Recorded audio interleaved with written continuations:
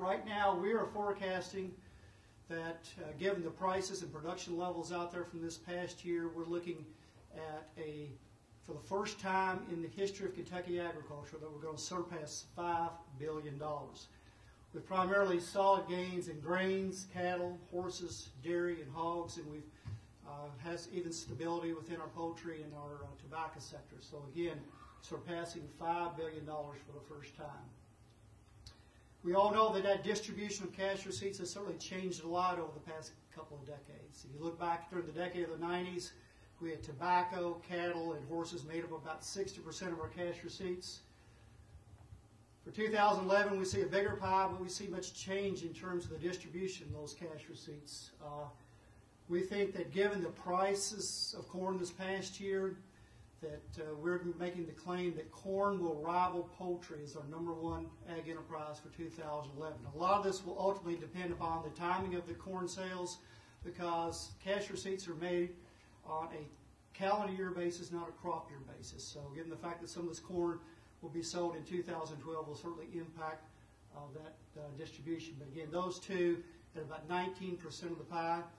We're forecasting increases in cattle and horse receipts this year, but again, you can see that they've lost market share to both poultry and corn, given the prices in our grain market.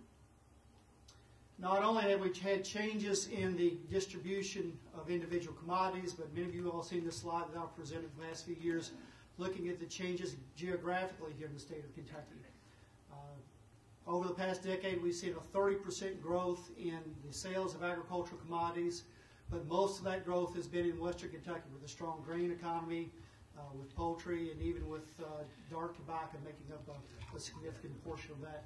But those counties shaded in red, those are the ones that, even though Kentucky agriculture has grown by more than 30%, the counties shaded in red have lost more than 30% of their agricultural sales. And I think all of us know that's as a result of loss of tobacco in those areas. So what about net farm income? You remember what the earlier slide I had on U.S. net farm income, all-time record for 2011. Well, the picture is a little bit different for Kentucky, and it takes a little bit of an explanation. We actually had our highest level of net farm income in the state of Kentucky in 2005. And you all recall that it was the first year we had the tobacco buyout, and many of you all took the lump sum payment, and that elevated our net farm income above $2 billion in 2005. Last year, 2010, we actually slipped below $1 billion in net farm income, but a lot of that was due to the timing of some of our grain sales. What we're forecasting for 2011 is that we will see net farm income rebound back up above $1 billion for this past year. One thing also to point out, though, is that in recent years we've been more dependent upon government payments compared to U.S. farmers, and that's because the USDA puts tobacco buyout payments as part of those government payments. So the past few years we've had over $300 million of government payments. Over half of those have been tobacco buyout payments, which we all know will end in 2014. And the other big portion of that pie there are the direct payments. And Mr. Haney, we know how much of a challenge that we're going to face on maintaining some of those in the current Farm Bill environment. So what about 2012? Well, my colleagues will be getting up here in a few minutes and talking about some of these factors here. We're looking at fairly tight grain supplies. We're looking at cattle numbers continuing to remain relatively low. We're forecasting stability to return back to the equine sector. We'll probably see exports fall somewhat in 2012, but they're still going to remain relatively strong, especially on the livestock side. And we've got a growing local demand for fresh produce. So where we are for 2012 in our estimates is that we expect that we will probably see a little bit more growth in cash receipts. Keep in mind this is on a calendar year basis, and again, some of this high-priced grain that we have right now will be sold in 2012. It will certainly boost the grain economy in the upcoming year. Overall, we anticipate the livestock receipts are going to remain very, very high for 2012. Of course, a lot of this, we always have to point out, depends upon a lot of wild card issues. Of course, we're assuming favorable weather conditions. We're assuming that the value of the dollar will remain relatively weak, although that's very much uncertain at this point in time. We're anticipating some economic recovery here in the U.S. market as well as globally. And Hobby always have to point out one of the big wild card issues deals with the global response to high prices and how other countries as well as U.S. farmers will respond to this price outlook. So with that, I'm going to ask Kenny Burdine to come up, and Kenny will give you some of his thoughts and observations on the livestock side as part of our overall outlook. Thanks, Will.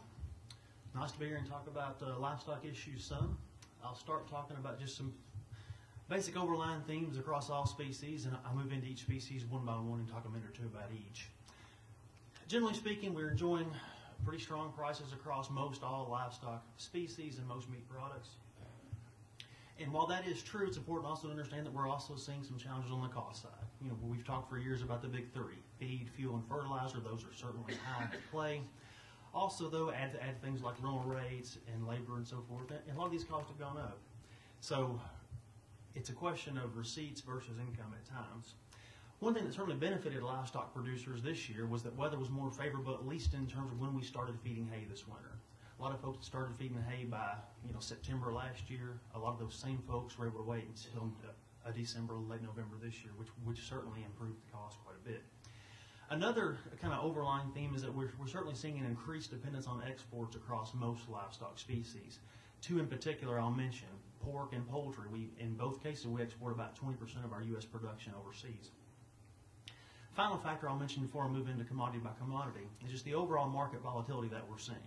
Uncertainty in prices, a lot of price fluctuations creating challenges, and farmers are learning and having to learn how to manage price risk much like anything else on their operations.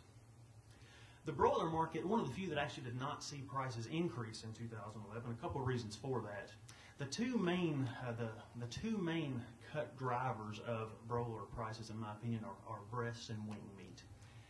And both of those were down in 2011. In fact, there was a time in 2010 when wing prices actually exceeded breast prices. Those have both been softer in 2011.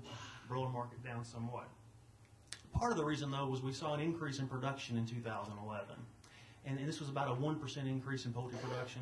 Not an incredibly high increase. We see 2 and 3% fairly regularly, but it put per capita consumption of poultry products up there in the neighborhood of 83 to 84 pounds per person. Okay? As we look ahead to 2012, we're likely to actually see a production decrease on the poultry side. Should support prices. USDA's forecast for poultry broiler prices in 2012 is about a 5 to 7% increase, which should translate into better opportunities in terms of contracts and so forth for next year. The equine market certainly worth discussion. Equine receipts led Kentucky cash receipts for about 10 years. Okay, you'll note the red bar. Equine receipts topped $1 billion in 2006, 2007, and 2008. Dropped drastically in 2009 and took another fairly steep drop in 2010. As we think about 2011, 2012, though, it was really the second half of 2011 that we really started to get some positive signs. The Keeneland yearling sale, as an example, was up about 12% 2011 versus 2010. That November breeding stock sale was up about 41% from 2010. A lot of factors behind that, market strength being one. Three other things I wanted to point out, though, that were especially important to think about for 2011. We likely had some pent-up demand from soft years, certainly.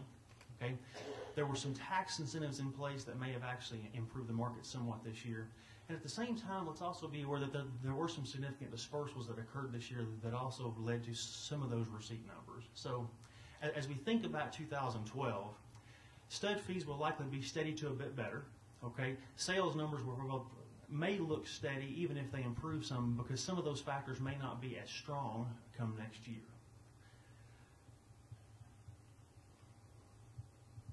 The dairy industry, quickly, I always say the dairy industry is one that's very quick to respond to high price by raising production and very slow to respond to low price by decreasing production. That's been the case in the last 2 or 3 years. A lot of dairy producers are still recovering from a very tough 2009 market. As we think about 2010, prices were about $7 higher. Prices jumped about $3 from 2009 to 2010. Prices are $7 higher in 2011 than they were in 2009. So incredibly robust response. And that's been driven by component prices, obviously. Cheese, butter, non-fat, dry, and whey. However, as I said, we typically respond very quickly to price and profit. We've been expanding dairy production since about the second quarter of 2010. And if we look at heifer retention, if we also look at where prices and profits have been, all indications are we'll continue expanding for next year. That increased production is likely to put some pressure on prices. Current forecast is a decrease in farmable milk price of about $1 or $2 per hundredweight. The real story in the cattle market has been massive drought in Texas, Oklahoma, southern Kansas, and further west. This has had an impact on cattle markets in multiple ways. Okay? One in particular, it pulled a lot of these calves that would have probably been put in some sort of grazing operation or stayed on cow-calf operations in those areas for a while. They were placed on feed very early. So we had a lot of light cattle placed on feed over the course of the summer. That's one reason why our runs nationally have been fairly small, and part of the reason why we're seeing such strong feeder cattle prices right now. The other thing that it did, though, because this is such a big drought area, okay, feed was expensive, water supplies tight in a lot of cases. A lot of those cattle from that area, in my opinion, cows actually went to slaughter. The U.S. is in its roughly 5th year of herd liquidation. We've got about the same size cow herd nationally we had in the late 1950s. Now, to be fair, we're certainly more productive with that same number of cows now than we were then, but in terms of actual cow numbers, we're at historically very low levels. To put this in Kentucky perspective, we've lost from January 1, 2007 to January 1, 2011. USDA estimates are that we have seen a decrease of 184,000 beef cows in Kentucky alone. We were roughly a 1.2 million beef cow herd in 2007. By the end of this year, we'll probably be very close to 1 million, in my opinion, in the state. A lot of reasons for that. Costs are part of the reason. Weather's been a challenge. As many of you know, though, a lot of this hay and pasture ground that's been suitable for row crop production, a lot of it's been converted, and that's affected cattle numbers. Prices have certainly been strong. Our feeder cattle prices right now are about $20 per hundredweight higher than they were this time last year. And as a frame of reference, in 2009, when I talked to this very same group, we were moving 5-weight feeder steer prices in the neighborhood of 90 to 95 cents per pound. Right now, those same steers are moving easily for in the $1.30 to $1.45 range, depending on where they are in the quality. So much stronger prices over the last 2 years. Mentioned costs are up too, and that's certainly worth noting. The other thing worth mentioning is that as these feed prices have been high, it's created some incentive for backgrounders. And what we've actually seen is I think, an increase in backgrounding in the state. When those feed prices remain high, the incentive for us to add pounds in Kentucky via alternative feeds, via silage, via pasture, certainly increases. And we're going to see continued interest, I think, in doing that here in the state. As we look ahead to 2012, I think the first thing to say is this. The most positive phase of the cattle cycle is typically expansion. The one exception might be before we even start to expand. If we think about when we start expanding this cow herd, the first thing we're going to do is hold heifers out of the system. So the initial effect is going to be somewhat smaller crops of calves on the market. Okay? There's going to be at least 2 years before those heifers are developed, bred, and weaned calves that hit the market. Okay, so that time lag alone suggests that we'll see smaller calf crops in the future. So the supply outlook for 2012 looks very, very good. I think these calf prices this spring will be very impressive if we can keep some of those wild cards in check that Will talked about. Hog markets are also very strong in 2012. Hog prices were up about 50% from 2009 levels and about 20% from 2010 levels. Extremely robust. Exports extremely strong. One of the interesting points to make about hog prices is this. We actually saw sow numbers decrease in 2011, but we actually saw a production increase, and this is fairly typical. We increase pigs per litter and litters per sow almost all the time, so we can actually do more with fewer sows. However, as we look at 2012, and if you look at those September breeding inventory report, the September hogs and pigs report, particularly the breeding inventory, there's certainly evidence that we're starting to expand the size of the breeding herd. If we couple that with those productivity effects, we'll see larger pork production and probably larger numbers of hogs hitting the market next year. Generally speaking, I would look for this in terms of price for next year. I would say we'll start the year above 2011 levels, probably stay above until about sometime summer, early fall. one interesting thing that happened in 2011, we actually saw a decrease in fourth quarter hog production from 2010 to 2011. Fourth quarter is typically always our lowest price quarter for hog prices.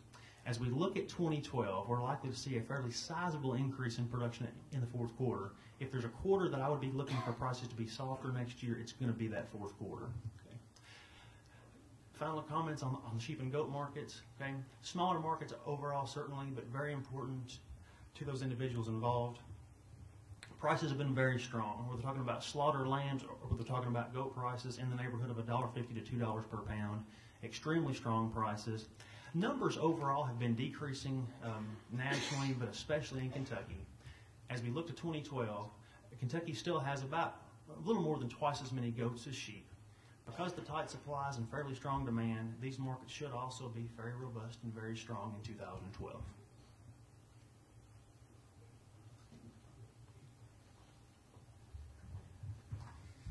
Thank you, Dr. Verdine.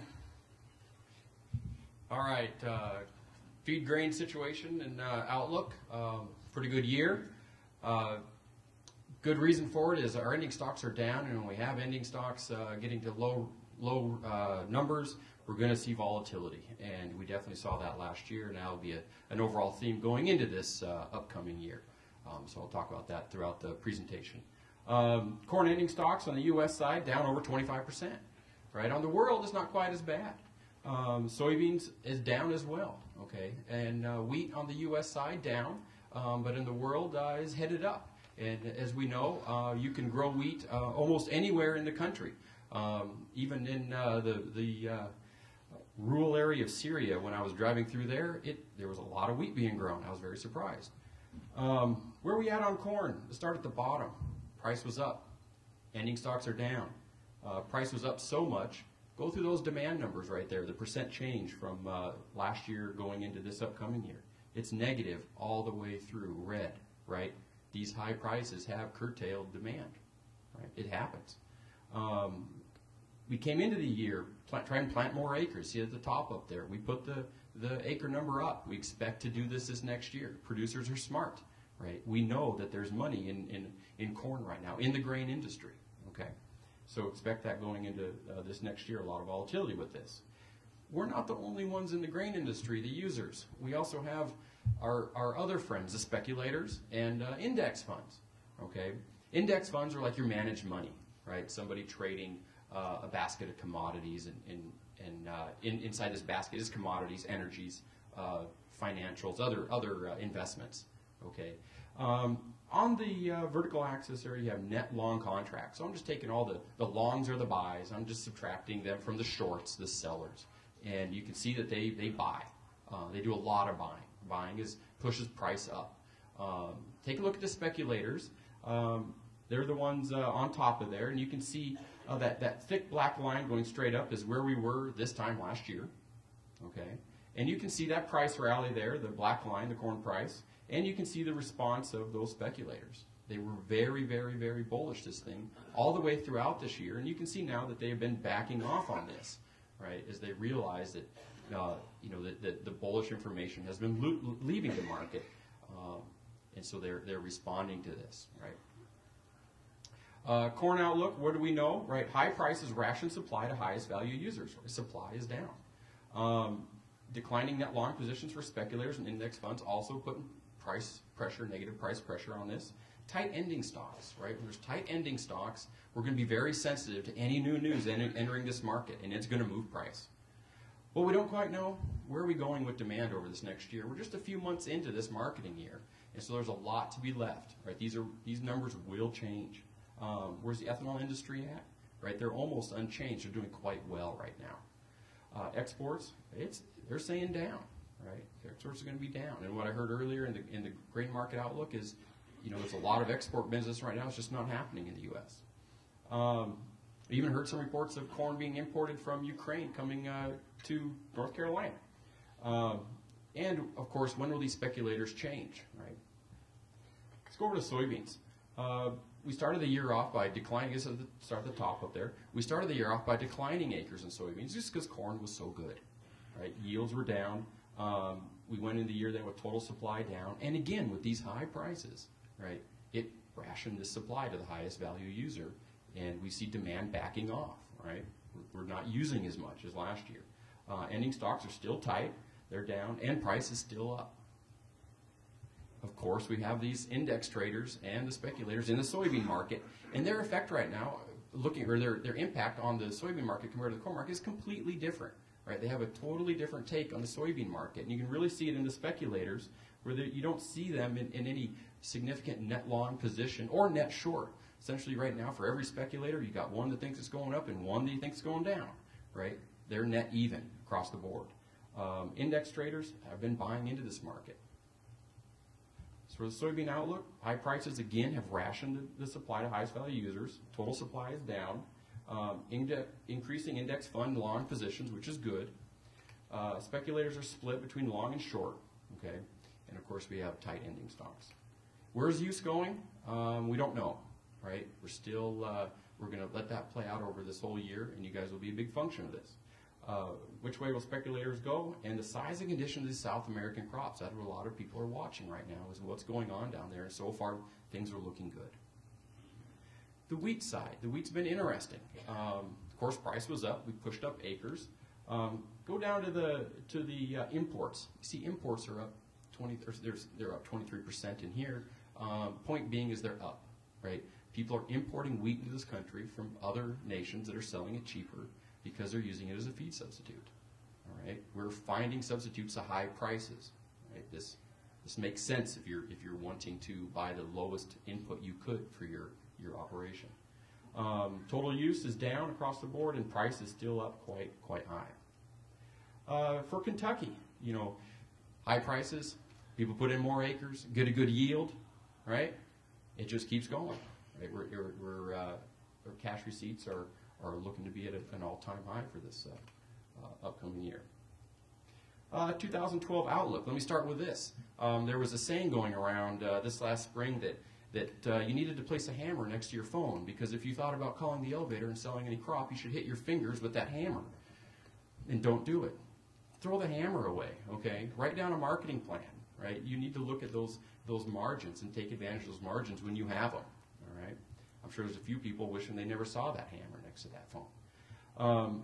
Expect volatility. You know, this last year, 2010, the calendar year, we saw second record volatility, right? We had lows beginning of the year around $4 and went up to almost $8, right? Expect that this year. Volatility. I'm not saying $8, but I'm saying expect movement, right? Expect that movement. Got to keep an eye on this U.S. dollar, ending stocks. This world economic situation is very important in that U.S. dollar, which impacts our exports and comes right home to that commodity price. And there's very strong pressure to increase this corn soybean acreage to rebuild these supply-demand balances.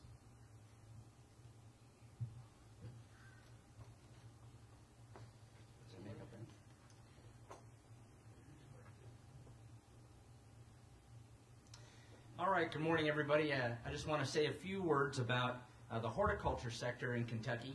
And we have certainly over the last number of years invested a lot in diversifying our agriculture. A lot of producers that have looked at some of the opportunities associated with the wide spectrum of different horticultural enterprises. Of course, this includes all the nursery, greenhouse, floriculture, landscaping type of enterprises over into the traditional produce, fruits, nuts, vegetable type items.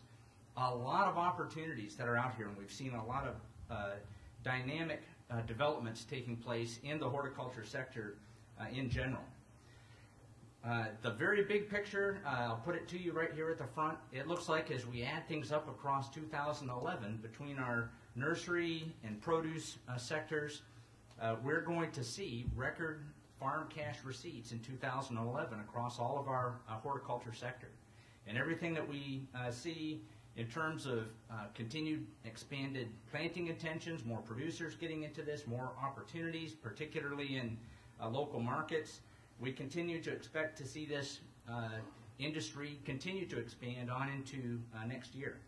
So I just want to touch briefly on some of the underlying factors underneath some of the economics behind this sector. On the produce side, you can see nationally the produce industry has really continued to expand fairly aggressively. And just kind of looking at this long picture since back to 1980, a lot of it being driven by interest in fresh produce in particular. But the thing that I keep a very close eye on is also the tremendous growth that we've seen in terms of imported sources of produce. And this graphic here shows the share of domestic fresh consumption that comes from vegetables and from fruit, not including bananas. But you can see more and more of our produce consumption is coming from international supplies. So while our domestic opportunities are expanding, a lot of our import sources, particularly coming from Mexico and Central America, see strong opportunities into the U.S. and continue to expand their role in these markets. Looking in Kentucky specifically, just wanted to do a little bit of a snapshot here. I do these periodic planting intentions and marketing activity surveys. And one of the things that we have noted there, while we still, our produce folks particularly, place a lot of emphasis on opportunities in direct markets with community farm markets, roadside markets, retail markets of various types.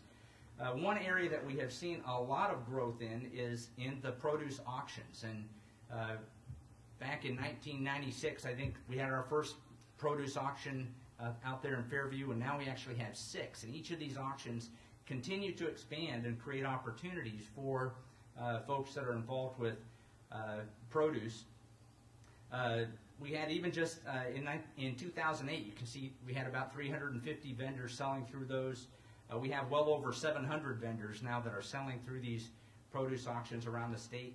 Continuing to see those growing, this auction concept growing around the region and attracting buyers, not just from within Kentucky, but from places from our neighboring communities around the state.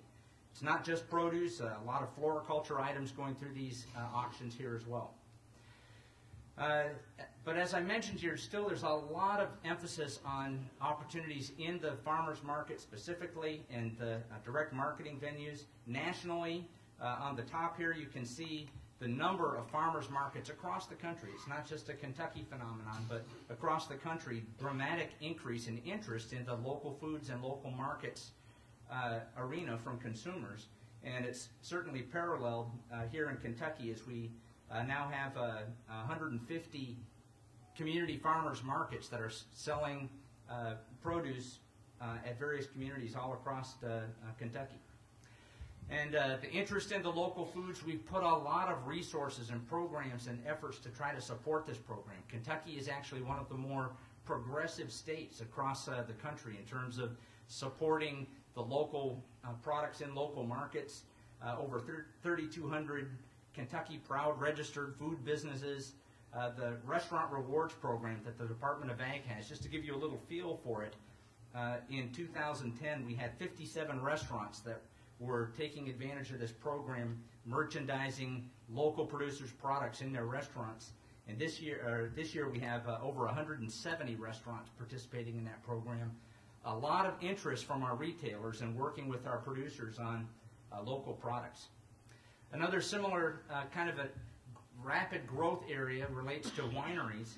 And I've shown this graphic up here before. We continue to see this expand. You can see Kentucky back in 2003, we had 4 registered wineries. Today we have 66. They just keep popping up all over the place, and it's not just the number of wineries, but the wineries themselves continuing to expand capacity. A lot of it, of course, tied closely to agritourism and other kinds of local marketing opportunities, but it all fits into this very dynamic local economy where there are a lot of promising opportunities. Finally, just a word on the nursery greenhouse sector. This sector has had some significant challenges of late, but it's still our largest contributor in terms of the share of farm gate cash receipts to the overall horticulture sector.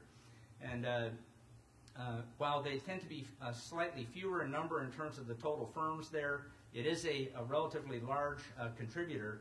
The last graphic that I want to point to here, of course, is one of the big drivers behind the nursery sector is housing starts. And you can see from the period of 2006 to 2009, as we've moved into this very difficult economy, the housing starts really falling off the table. This really adversely impacts the nursery sector, landscape services, and entities like this. The forecast is not particularly rosy. I don't have enough room beneath the graph here, and you probably can't see it in the back of the room. But the 2012 forecast for housing starts is somewhere in this 520 to 540,000 homes. This is U.S. housing starts. The market's still just very soft, and so we're going to continue to see a challenging market for our nursery folks there. So with that, I'll turn it over to Dr. Snell and just a few more comments on tobacco specifically. Our tobacco farmers this year faced a lot of the same factors that plagued them going into last growing season. We had consumption continuing to decline.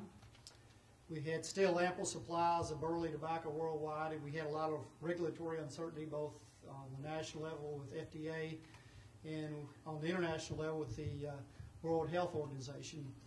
And as a result of all these depressing factors, we actually saw in aggregate contract volume to decline. Now, some of our producers out there actually got contract increases this past year, but in aggregate, contract volume was probably down.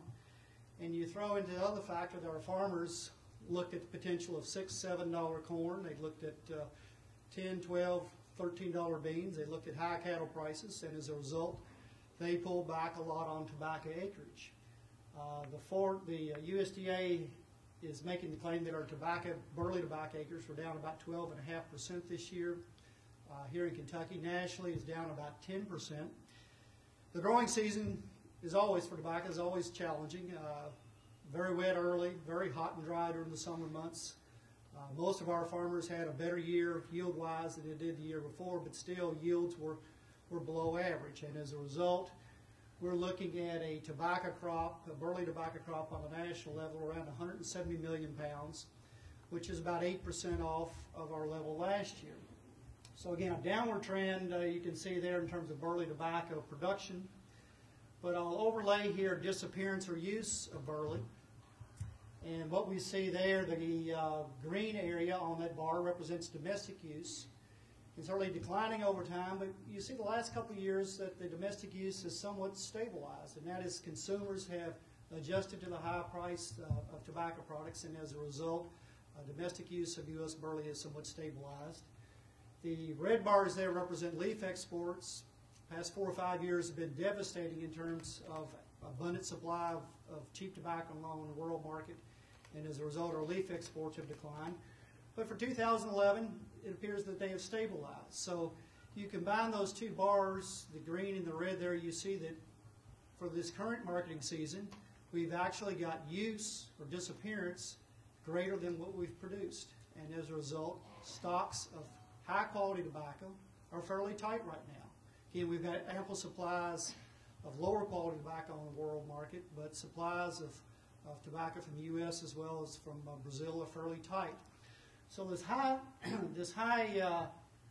tight quality stock position, combined with the fact that we are looking at a better quality crop this year than we had last year, is resulting in a stronger market for burley prices on the current marketing season.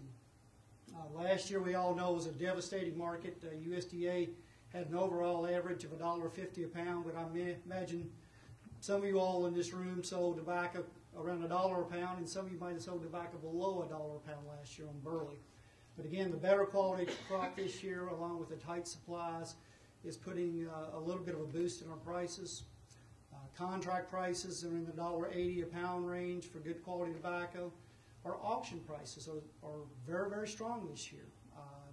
Early on, $1.60, $1.70. I've even heard some auction prices around $1.80 a pound. So overall, we're seeing a higher price for burley in this year's market. What about dark tobacco? Well, it's a pretty amazing demand scenario. If you look at the chart up there on the diagram, looking at snuff consumption, been growing about a 4 to 5 to 6% clip over the past 20 years. And as a result, the companies have needed more dark tobacco. Been using more dark tobacco, and have been asking our growers to produce more. We had the big crop in 2008 when we had a new player come into the market.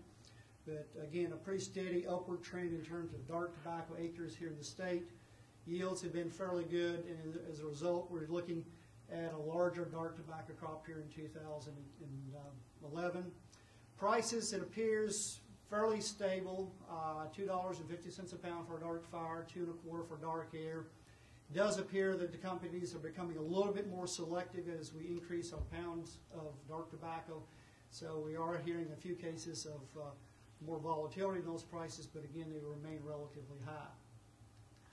As a result, we're looking at about $100 million dark tobacco crop here in the state the past couple of years, and as a result, it's been able to maintain our $300 million tobacco crop overall here in the state of Kentucky. And you can see a little bit down from 2007, 2008, but again, fairly stable around $300 million the past couple of years. So what about 2012? Still, I think we're going to go into this season with plentiful stocks of lower quality tobacco on the world market, but fairly tight supplies of higher quality tobacco.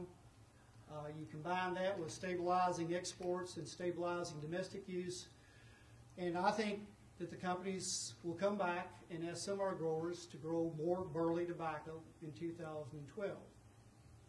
Again, it won't be across the board, but I think I can see the scenario of some offers being made for more poundage on contracts for burley. But how will our growers respond? Basically, my message is that without additional price incentives, given the cost of labor, given all the challenges we have on the labor front, given all the uncertainty with regulation, given all the increasing contract demands, and also the option for more profitable alternatives beyond tobacco, that we could see the case of declining tobacco acres even in the midst of higher contract offers in terms of volume for 2012. So basically my conclusion is where I left last year at this point, that given the supply and demand mix there for tobacco, I think once again we'll be challenged to maintain a $300 million tobacco sector here in the state of Kentucky for this upcoming year. And with that, I'm going to introduce our last speaker, Jerry Pierce. Jerry is going to tell you a little bit about farm profitability on actual farms here in the state of Kentucky using some of our KFBM data. Thank you, Will. We want to apply the projections that USDA has made, apply what these fellows have shared with you to real-life farms here in the Commonwealth. We'll be using data that's collected through the Kentucky Farm Business Management Program.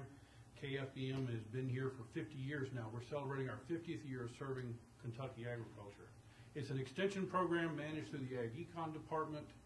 We work with farmers on a continuing basis, education and tax, business, and management. We're able to aggregate their data and profile what certain farm types look like in Kentucky. As Will said, well, to back up, our historic net farm income for this group of farms, participating in KFBM, has been up over the years. Last year peaked at, or dropped down to $282,000. A little bit below the trend line. A breakdown of that overall income for all farms participating in the program for grains and for dairy would look like this: $123,000 net farm income for dairies, $314,000 for grain farms. That was a drop in income, net farm income, profitability for grain farms, but still one of the three highest years we've seen.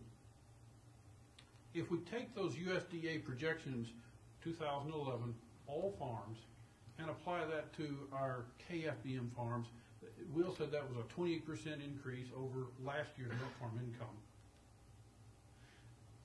Based on cash crop increases of 16% driven by corn, and a 17% increase in cash receipts for livestock, what we're going to see is an increase to $361,000 net farm income. That'd be a $179,000 increase.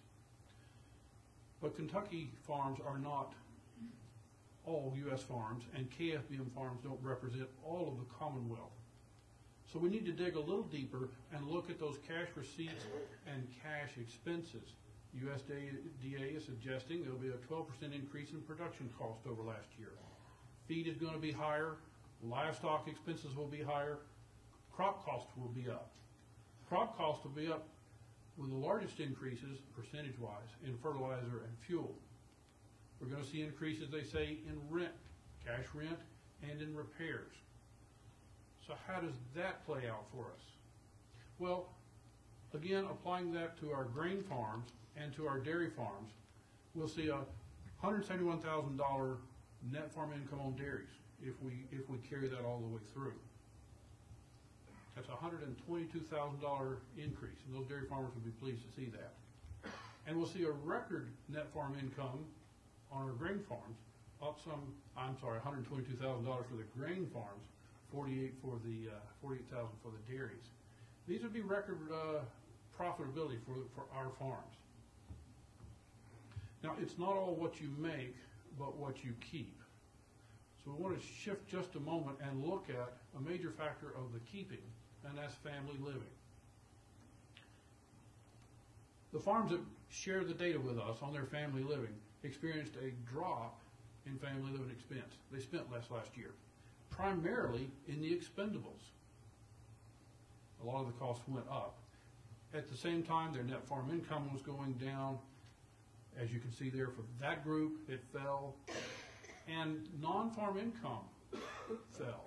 Now, this is consistent, this drop in family living, it's consistent with a drop in profitability, a drop in all farm income, and the general economic trends.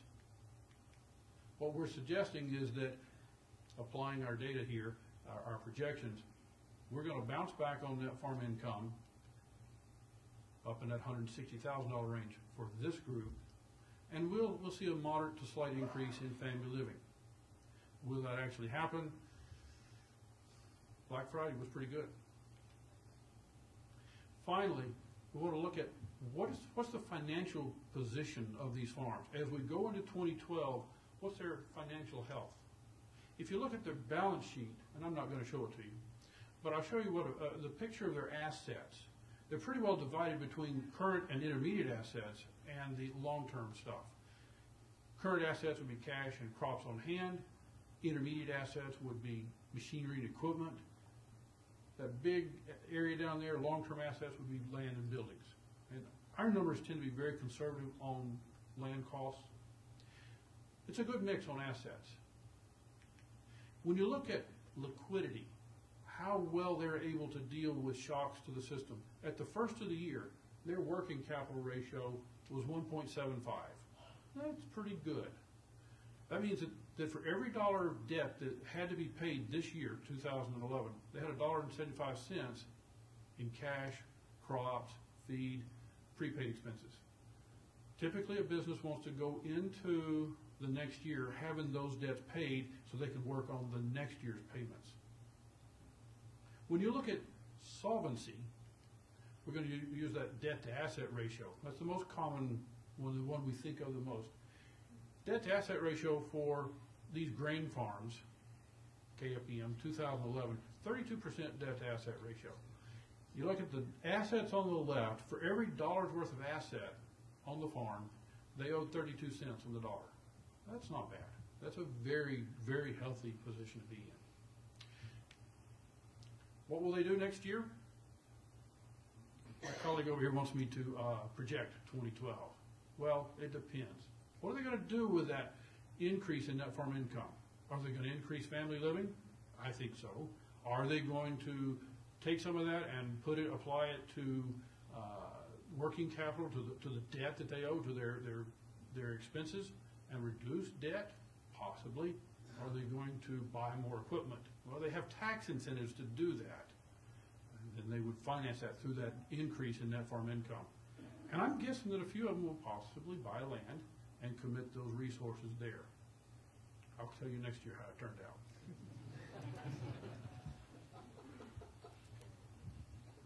Thank you very much, Jerry. And there's a lot of information there, a lot of it very optimistic information, but I want to emphasize that also in there was the critical need for business management strategies to take advantage of the opportunities that may be present in 2012. I also want to note that the information that was presented today is summarized in this publication that is on the back table, so go ahead and pick up that on your way out after the questions. And I also want to note that included in this year's publication is a summary and an outlook for forestry and forest products, which is a critical component of the economy in rural areas and on rural land. And we have members of our forestry department here today, so afterwards, if anyone has any questions, be aware that they're a resource and are here to answer your questions. So let's start out with the members of the press. What questions do you have for our specialists? Well, I've got a tobacco question. You said that over the last so many years, tobacco and equine has lost $1 billion. What was the high year for tobacco, and how much was it? Tim's question was this, what was the high watermark year for tobacco? Back in 97, 98, we were over $900 million. So again, $900 million down to $300 million. That's 600, and as Kenny pointed out, equine was over $1 billion and dropped down to about 7. So I kind of rounded off close to $1 billion we've lost out of that $3.5 to $4 billion ag economy. So again, it's what makes the numbers, the rest of the numbers, really remarkable that we've been able to make up that lost income. Yes, Janet. So overall, it sounds like farm families are doing pretty well. They're pretty happy. Did anything go down this year? Anybody unhappy? And if they've got a lot of money, what are they doing with it if they're sitting on a lot of cash? Jerry, that sounds like a question for you. Farmers are what would you say, eternal optimists? Everything is going to be better next year. They did cut their family living. At least many of them did. There will be some pent-up demand, just as there is probably for a lot of Americans. The tax incentives have encouraged farmers, particularly grain farmers, to replace equipment year after year, always trading up. Many of the dairymen that I've talked to have had to replace equipment. They had a very bad year, 2009, 2010. They replaced much of that. This year they are seeing some, I think they're seeing some backwards movement perhaps in their equity position. They're having to catch up on debt. They're having to catch up on things that just broke down and wore out.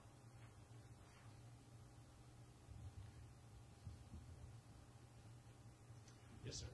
Corey, use your wide-angle lens for corn and for soy for calendar year 2012. What's a probable range, low to high for corn, low to high for soybeans? If we look at the broad section. Probable range of corn and soybeans. We'll go with the standard deviation approach.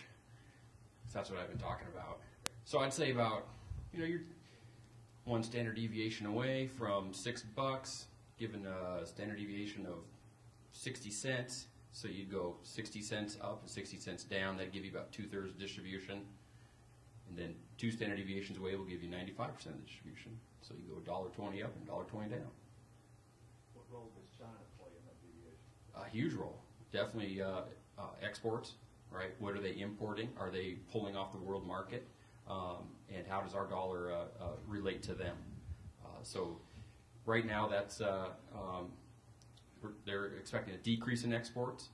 That can change any time because we don't know when they're going to come onto the world market. Yeah, Jeff makes a great point.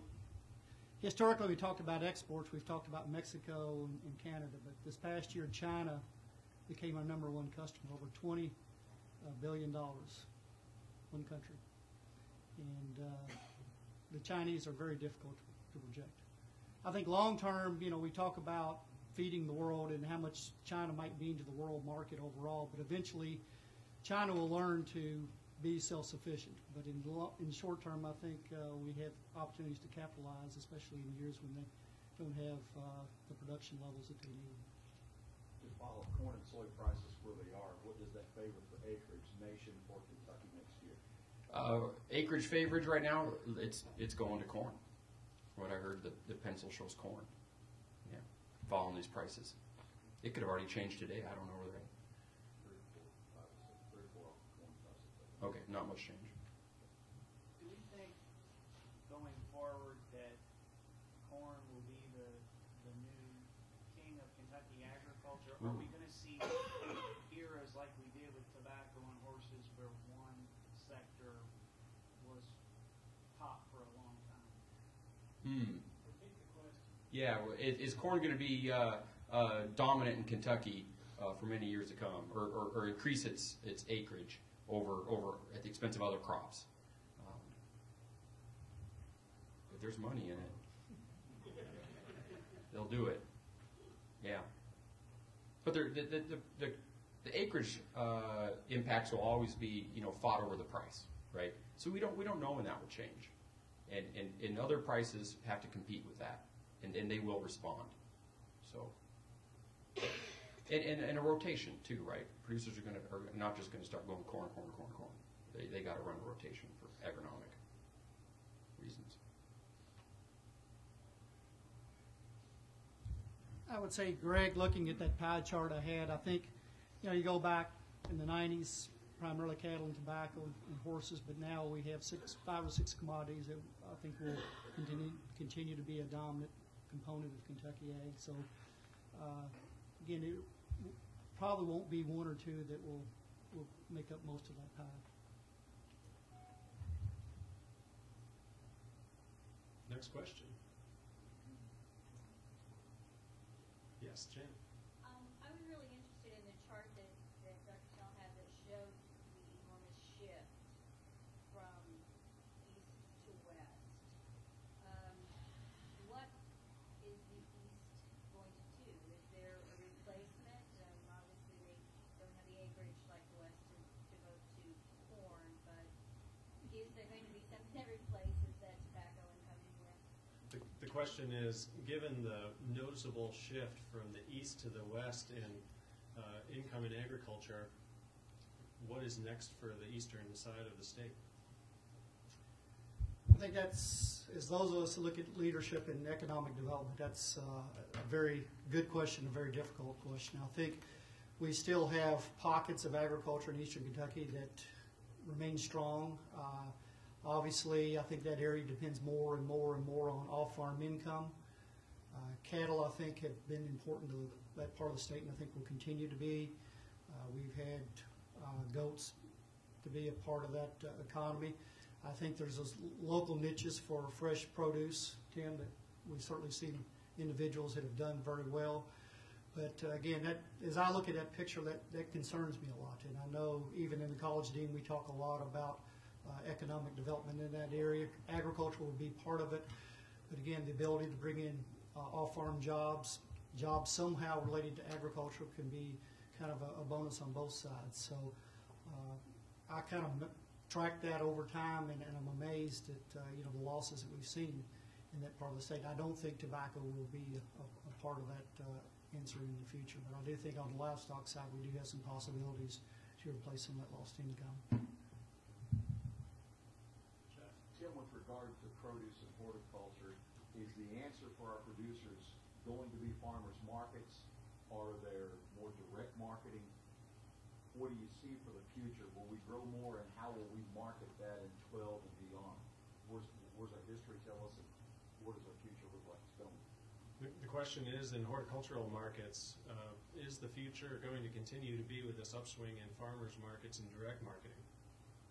Well, the margins and the money is there in the direct marketing. That's where folks are going to really make a lot of their most profitable kinds of sales are going to come from those direct sales into those retail type markets. But those have really created a good foundation for our folks that as they're continuing to expand, look for other kinds of market opportunities, we're building the kind of critical mass of production that are starting to attract some of the larger scale buyers, not just from here in Kentucky, but from around the area. out there in the Fairview auction, for example, they'll have order buyers that are on the auction from Murfreesboro, Tennessee, all the way up to Chicago, buying produce off of that auction. And so they're just able to serve as a kind of an aggregation type of a facility. We still have a lot of our larger scale producers that are continuing to expand wholesale scale type operations. Is there an opportunity in Kentucky if we added high tunnels and extended our season? Is the market window there for us? Yeah, the question about season extension opportunities, absolutely. There's a lot of opportunity there. And we're seeing, particularly as there's huge interest in our local retailers, local restaurants, for season extension opportunities to start merchandising Kentucky produce earlier, have more product available later on into the fall, even some year-round type production systems, more people going into more extensive year-round greenhouse produce operations. Those are certainly opening up opportunities for our producers. A lot of interest in that. One comment I failed to make on the question about Eastern Kentucky, certainly one of our biggest assets in that part of the state would be timber. And the cash receipt numbers that we put up there, USDA does not count timber as part of cash receipts. And I think in the future, we're working with our colleagues in the forestry department. We want them to be part of our outlook and certainly feel like that's a very valuable component of that part of the state, as well as statewide. Did the Farm Bill debate play into your all's projections at all this year, or is that something that we'll see probably next year?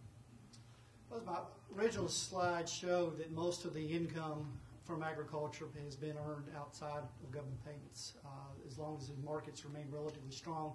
The concern I have from a Kentucky standpoint is those tobacco buyout payments will end, which we know is not part of the Farm Bill, but what happens with those direct payments? That's $50 million out of that component, so that's an important part.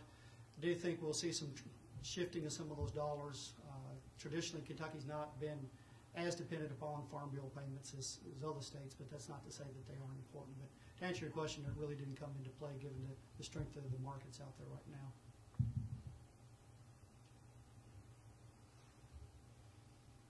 Other questions from? All right, if there aren't any questions from the press, then we'll open up the floor to questions from all of you. Yes, sir.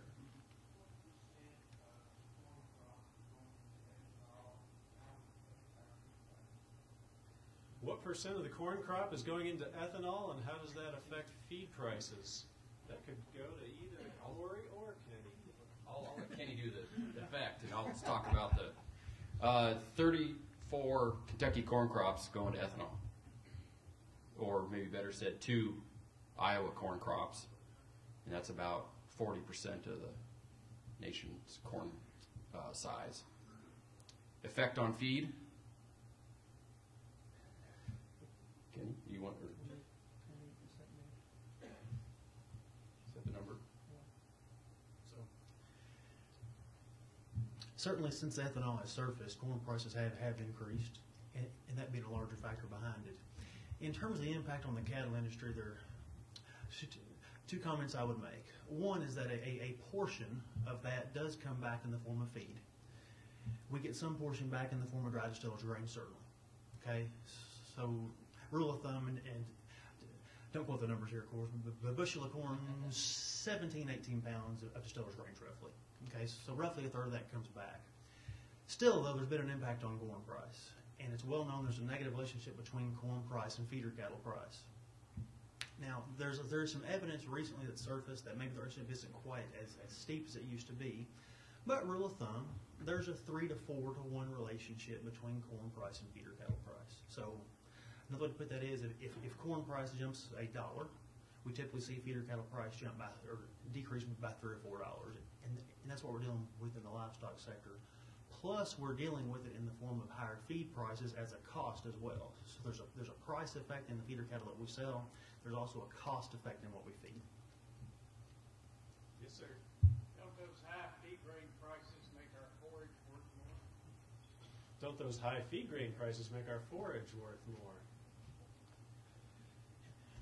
Great question, Bill. And when I talked earlier about the the increase in interest and background here in the state. There's one example. With higher feed prices, what it has tended to do is tighten the price slides on feeder cattle. Another way to say that is we tend to widen the margin.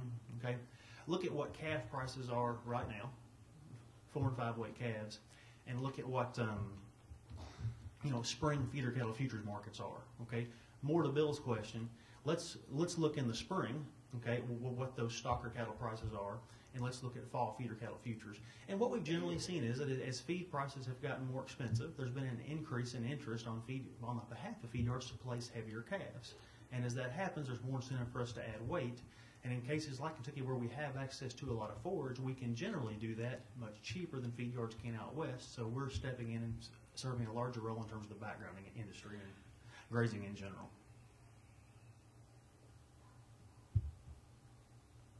Yes, sir.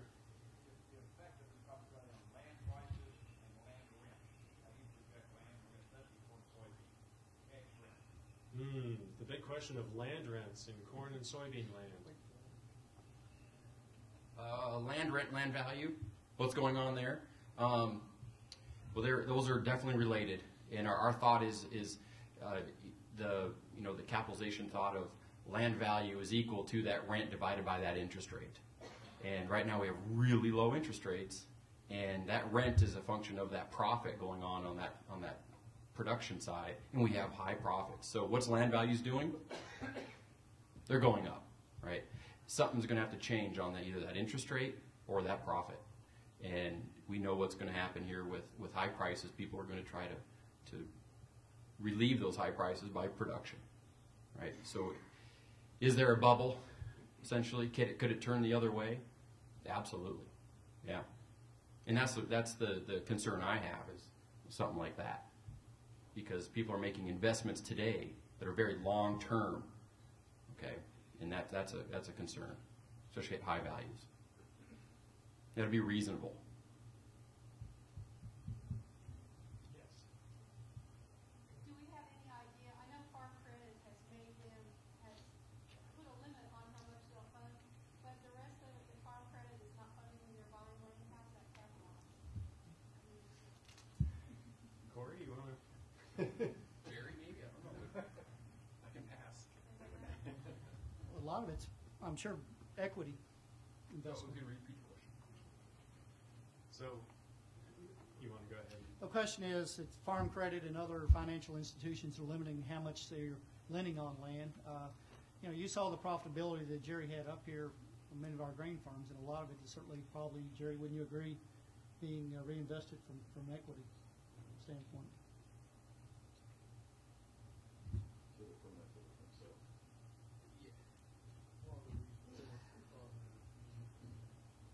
I guess what I was kind of getting at, interest rates go up or prices really go down, what's going to happen when this land is sold at a high price? Right. So what will happen to the land at high prices if, in fact, interest rates do go up or profitability down? How fast will it move? I think the big scare we have today is a lot of us remember what happened in the 70s and early 80s with land values. But again, I think from an equity standpoint, we're going into the situation in much better today than we were back in the late 70s, early 80s. I mean, Jerry's number up here, debt-to-asset ratio of 32% for KFPM farms, but nationally, the debt-to-asset ratio is about 10% right now, an all-time low. So again, from a financial standpoint, I think, our farmers could withstand a little bit better situation of declining land values today compared to where we were back in the late 70s, early 80s. Not to say it won't be painful. Now, I'm going to be a little more pessimistic on that. Because if their debt-to-asset ratio is good, well, they are good right now, but if those assets start losing value, and it's that land that loses value, that asset's going to go down.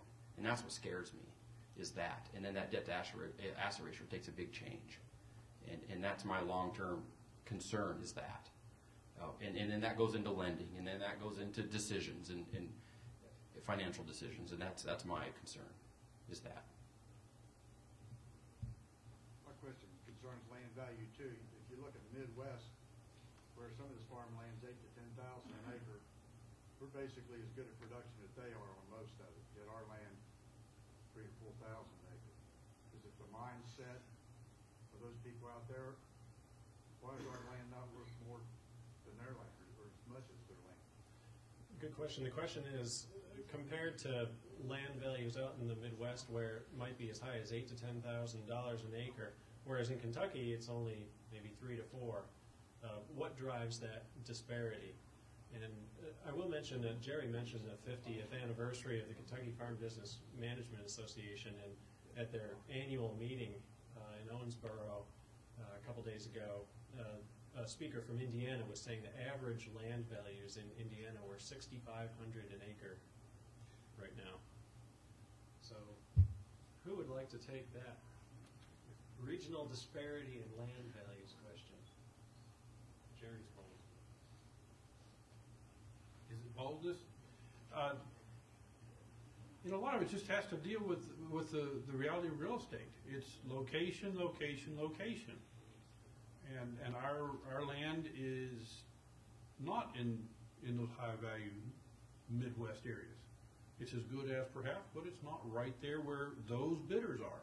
And it's the location of where the land is, the location of where the people who want the land is, and the availability of the sale, of the property to come up for sale. Now, Farm Credit, the lenders may be putting some limit on that, but these fellows, at least in KFBM, they're measuring, they're writing these down, they're using a sharp pencil to figure this out. Many of them do remember the 80s when interest rates went up and the profitability went down, and that killed the farm right there. And they're looking at both of those items. Who else would like to try? Got time for a couple more questions before lunchtime.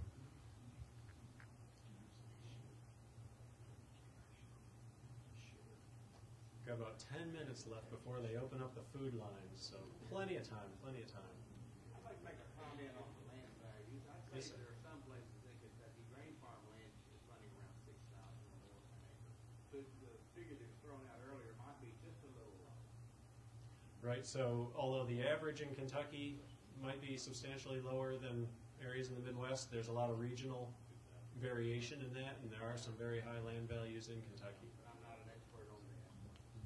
I know I've seen some farms sell for around 6,000, grain farms. Right. So values up around 6,000. I've heard of anecdotes higher than that even.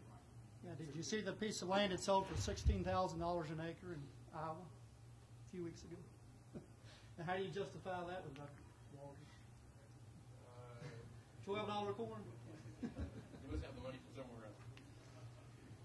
Jeff? I'd like to get this on audio. I want to ask, has there been a shift over a period of years from cost share to cash rent, and is now some of that starting to swing back to share of crop? Yeah, I'll just highlight. That's a good question. That's something we've been. Oh, the question is how is the sharing, the risk sharing in production ag been doing? We went from crop share over to cash, and where are we headed next? I think what we've been hearing is, and we actually got a grant on this through the Southern Risk Management Education Center, it is actually maybe going towards a flexible cash lease. It may be okay. So essentially, putting in a base price of rent per acre, like let's say $100. This is just an example, and then based upon a price ratio throughout that year, you will go up or down on that $100. Based upon a yield ratio, you will go up or down around that. That's where we're hearing a lot of interest in these sort of leasing arrangements, going away from the typical 1/3, 2/3, that sort of arrangement. Yeah. Any last questions? Yes, sir.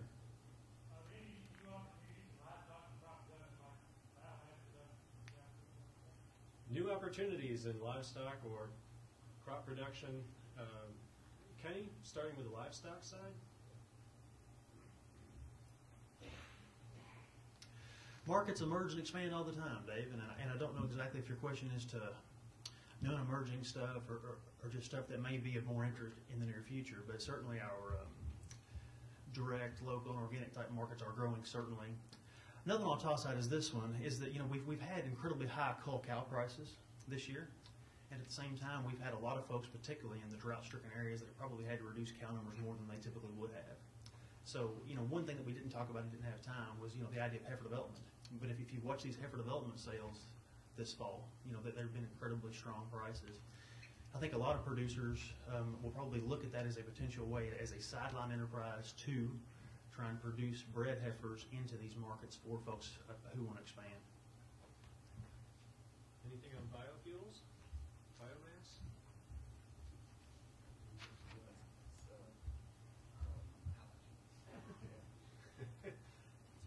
Our biomass expert isn't here with us today, so.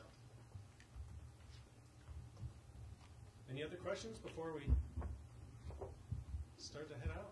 All right. If you would, give a hand to our presenters today.